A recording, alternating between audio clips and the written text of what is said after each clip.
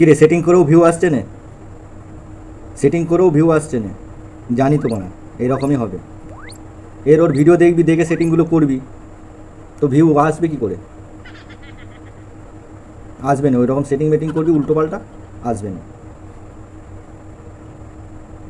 ও তুই যাদের ভিডিও দেখবি তাদেরই লাভ। এই সেটিং করে দে, ওই সেটিং করে দে, আরে সেটিং মেটিংয়ের কিছু নয় রে। তুই রোজ ভিডিও ছাড়, দেখ কি হয়,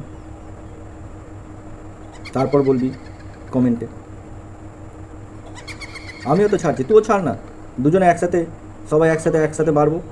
হলো যার যে আগে বেরোতে পারবে বেরোবে, চল। না, তোরা এর সেটিং তার সেটিং দেখে দেখে চ্যানেলগুলোর পুরো গাঁড় মারবি, চ্যানেলটার পুরো গাঁড় মেরে দিয়ে তারপরে বলবি জল আর হচ্ছে না। তুই নিজে বল, তুই 1 মাসের মধ্যে কবার তুই সেটিং চেঞ্জ করিস?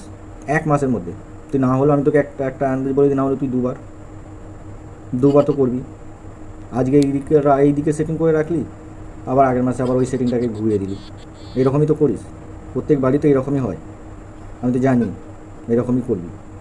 ওর ভিডিও দেখবি, এই 2 ঘন্টায় মনিটাইজেশন হয়ে যাচ্ছে, 4 ঘন্টায় মনিটাইজেশন হয়ে যাচ্ছে, 1 ঘন্টায় ওই 4000 ওয়াচ টাইম কমপ্লিট করে দিচ্ছে, এত মিলিয়ন ভিউ এসে গেছে, এত টাকা ইনকাম হয়ে গেছে। সবাই বলবে, সবাই অনেক কিছুই বলে, কিন্তু তুই কি চাইছিস সেটা একবার দেখ। মা সেই দিকে যা, ওর কথা না শুনে ওই মন দিয়ে ওই দিকেই যা।